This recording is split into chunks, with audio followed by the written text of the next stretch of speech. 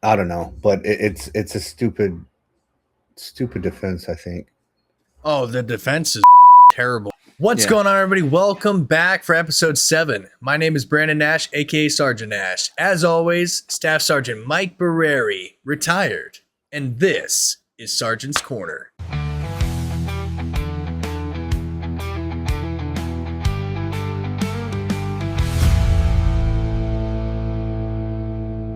And they found out that two of the defendant witnesses basically lied. Two of them, one of them said, oh, he was surrounded in the tent area, and then that's why he feared for it, and he had no option but to stab him and run. And then it says it was conflicted with the video footage because none of that happened. To me, is like, if you get caught lying like that, and they try to say, oh, well, the recollection because of the time frame, it's been so long. It's like, you blatantly lied. You should be doing time as well. If you went on that stand and you said something, like, why are they not doing time? When it first happened, they came out and they said that these twins were bullying them. They were bullying Karmelo. That was From my understanding, they never had an interaction with each other. And it came out in court. They never have met before it happened. And if I was on the jury and somebody refuses to speak, I'm saying they're guilty, brother. Yeah. You know, and hey, did you get a summons at all for like jury duty? No, I have never been summoned. Yeah, I was just curious. When we're active duty, you get the summons exemption. I got as soon as I retired, I got summoned. So back to the case, right? So the other thing I've noticed is that so there was a lot of misinformation, right? CBS in Texas reported fake social media posts. Basically, they took information from social media posts, right? Including like a fake police chief account and a fake autopsy report. And the law enforcement eventually like confirmed those were like, they eventually confirmed that those were false. But what I'm saying is CBS News, like Texas, accredited news agency, didn't do their due diligence and went to social media to get their facts. That's where the world is today. Yeah, it's really sad if you think about it. Even the people that are sitting there defending a kid being stabbed to death over shoving somebody. How many fights growing up did you see somebody and they duke it out? Sometimes they get up and they're friends afterwards, and sometimes they just leave them there. But I've been in a lot of little scruffles, and my friends have been. Nobody's ever whipped out a knife and tried to stab somebody over a little scrap. No.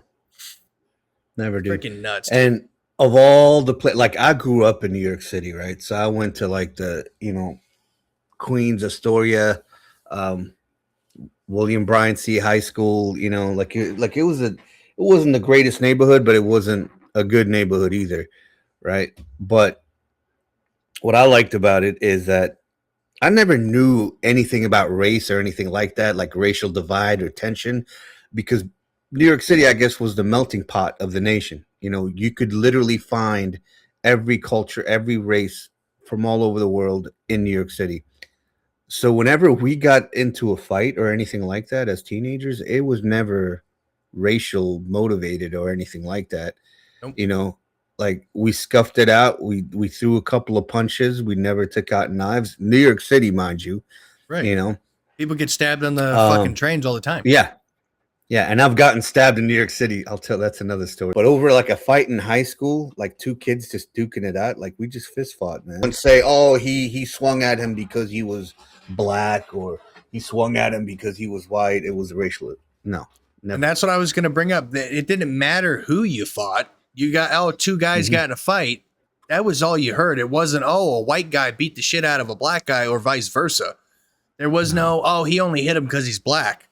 No, there was none of that happening back in the day. I don't know why people, and they try to spin it as if, it's always been here. It's always been like, no, it hasn't, dude. I believe, right? Social media, Facebook, Instagram, all these little social media outlets, all websites or whatever, have amplified the voices of certain groups that want to divide people. White side of races, black side of races, like you give somebody a platform that feels a certain way about a certain race, they're going to be able to spread their hate, whether you're going to notice it or not. And I feel like this is what's happening right now. You know, um, same thing with some African American people. Same thing with white people. Like it's like you're programmed because of these social medias. You're programmed to immediately take sides. Yep. And immediately, what happened as soon as the news came out that kid stabbed that other kid? What was it? What did it say? Oh, they came to his defense saying that, oh, he was bullied. Oh, yeah, it's because he was white. It was just self-defense. No facts whatsoever. Yeah, there was nothing. Immediately. I bet you anything, if it was another black kid, like a black kid stabbed another black kid, there wouldn't have been any news about it. No, we wouldn't have heard anything about it. No. Nope. Or if it was a white kid stabbing another white kid, nope. Right. And the perfect example is how they're spinning this is that this guy, I don't know his real name. I've seen a little thing, and I'm not going to spit too many facts because I don't know them. I just know it's the same exact realm of what's going on. His name's like Chud the Builder or something. And to my understanding, yes, I heard of him. He goes around and instigates and throws out these racial slurs. He's trying to instigate things, right? Well, he's in jail right now waiting for his trial. Yeah. He instigated this male and the guy hit him. So he whips out his gun and he shoots at him. I'm pretty sure he shot himself. Top of that, now he's actually getting prosecuted for, I think, attempted murder or something, because before he went out there, he posted something saying to the effect that, hey, I'm going to kill some black guy and I'm not going to go to jail for it, or some shit like that. Watch. And then he went out and did this. I think he was fact check that for sure. Yeah. No, for sure. Like, absolutely. Don't. It wasn't verbatim what he said, but it was in. Hold on. Chud the Builder. Yeah, and here's the thing. Just for, just to be where we stand, right? I don't support that son of a bitch at all. No. I think if you're going to go instigate something and then play victim just like this happened, like, no, that. Do some time, dude. You whipped out a gun in public after you instigated something and used deadly force against somebody who threw a punch at you because you called him the N-word or whatever, No. And but here's the funny thing. Yeah. Everybody that's defending Karmelo, oh, well, he shouldn't have touched him. Oh, he put his hands on him first. He did. And they're defending that he killed him because nobody should touch anybody. So how are you going to say that these are the same people saying, oh, no, what the hell's wrong with this guy? You can't just go around shooting people because the black guy punched the white guy. So it's a reversed role in this. And they're sitting there saying, oh, the exact opposite. I'm like, you have to be mentally deranged to say it's okay right here, but it's not okay right here. It makes no freaking sense at all. I think he needs to do some hard time. You know why? He's trying to incite. That's the problem. You need to make an example. And I think you bringing Chud the Builder up is perfect. This dude's white. He's legitimately trying to incite violence, racial violence. You know what I mean? Like that's what he's doing. And I understand that's what his whole channel is about. His whole MO. Yeah, his whole MO is just like a racist guy or something. And I think you need to throw the book at him to set an example. We just spoke about Karmelo, and we'll get a little bit more into that so we can piece this together. He initially had, I want to say it was a $1 million bond. You should fact check that. It got reduced down to $250,000. Everybody raised all this money for him so he could get out. And it was all granted. He's been on house arrest for like a year awaiting this trial. Yeah. I saw something I need to fact check for sure, that Chud the Builder has a $1 million bond for not killing anybody, by the way. This is just what he did. And the judge has blocked the use of funds from the people who have raised the money to get him out. I didn't even know that was a thing. The funds from the video that he made? No, it was like a GoFundMe that people were raised. Same thing they did for Karmelo, they did for Chud. Hey, now get him his money, get him out. He doesn't deserve to be in. So people raised up money, and what I read was that the judge has said, no, you can't use those funds from that account. We don't have the exact facts behind that. Maybe there is a reason why the judge specifically said don't, how similar the cases are, and the bond being the same. I think that's a problem across the criminal justice system. Yeah. Because it's not just, and I don't think it has anything to do with race. I think it's just this whole crazy thing about, oh, I kept seeing headlines of Karmelo allegedly stabbed another teen or whatever the headline, right? There was no alleged. He said he did it. So why are people using the word alleged as in now allegedly premeditated murder because they don't know if that's what he was trying to do. But they kept saying allegedly stabbed. It's like alleged means you don't know. He said it on camera. I stabbed him. I did it. He did. And they kept saying but alleged. That's a very thin line.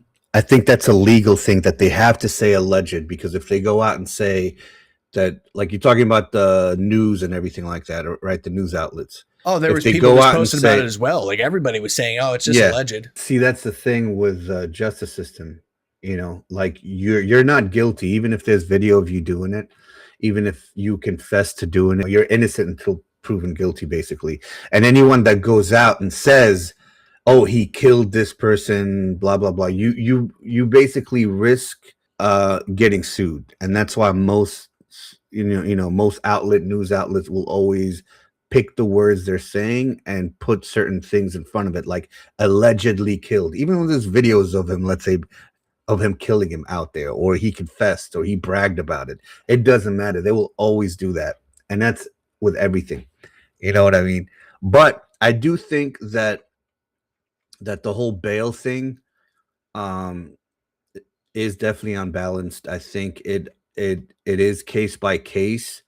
And because of how much visibility was on this case, I think the judge went ahead and set the bail the way he said it, because because then people would be on the other side saying, oh, he didn't grant bail because he's black. You know what I mean? Because then people get twisted like that.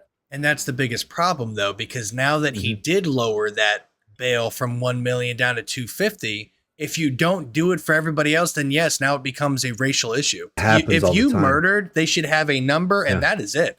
There is no, because justice will prevail. So I think, it makes no sense to me. It's all, from my understanding, the whole bail system is based on a lot of factors. One, your connection to the community, right? Like, how connected are you to the community? Are you going to, will basically determine whether you're going to run or not. Right. If you have ties to the community. 2, means of escaping. If you have resources, meaning money, houses overseas, if you have dual citizenships, if you have connections overseas, that'll take a factor into how much the bail is, or even if you're going to get bail. So there's a lot of factors that go into deciding, 1, whether you should get bail, and 2, how much bail is going to be set at. The whole point of the bail system is basically to make it so high that you're able to put it, but you have to put a lot of assets, to back that bail up. Like, parents will put their house on it for their kid to get bailed out. So meaning if he runs, bailiff, basically the bailiff company gets to keep that money. The city gets a portion of it. You know what I mean? So like that's the whole point of it.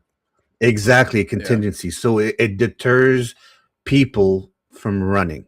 A lot of people, they don't give a crap. Like a lot of kids, that their parents set the bail. The judge did, in fact, Judge H. Reed Poland III ruled that the money raised through crowdfunding after the May 13th courthouse shooting could not be used toward Dalton Earthley's bond, which is Chud the Builder. They indicated basically that the funds couldn't be fully tracked because there was too many anonymous people that donated. Tell me that's not completely because here's my thought. Why do you need to know who gave you that money? That's what bothers me about this justice system. Why does it matter if a bunch of gangsters gave me the money? Why does it matter? Money is money. I'm sure he's not the first time where money was raised to raise for bond. You know what I mean? But it goes into Karmelo's was raised through bond. It was the same thing. That's kind of where I'm getting back and forth bond. With it. I meant what do you call it? Fundraisers. You're right though. I don't know. Like Yeah. you said earlier, the bond was set based off of your income, your household income, whether it's your Yeah, parents or yourself. So how the fuck can exactly. anybody raise that and be able to use it, but then you're going to block someone else? Yeah. And Yeah, again, I I have think no it affiliation and I don't care about this guy at all. I'm mm, trying to make a fair system here and try to understand why yeah. people are so stupid. Because Yeah. you have to Yeah, I be mean, mentally deranged to think that a kid killing another kid is there's nothing wrong with it. There's something wrong with you. yeah. I don't give a Mhm. fuck what it is. Like, obviously, if the other kid had a gun or maybe a knife and they got into a little standoff, like one's gonna die, right?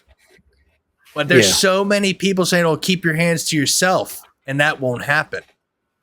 Let it Yeah. be their kid, their brother, their sister, their father, their mother. Let it be somebody they know personally, and I guarantee you, they're not going to sit there and say, "Oh, well, too bad." And that's what bothers me the Mhm. most. I like to be neutral across the board. And when something like this Yeah. happens, I think of my own family. But you don't do what you do and then say, "Oh, Not it's because I just was in fear." No, you not weren't, just kid. that, right? Where is the race issue here exactly? Is it on the side of those two teenage twins or on the side of Carmelo Anthony, right? How was his I feel like the racial issue came from Carmelo Anthony and the way he was brought up.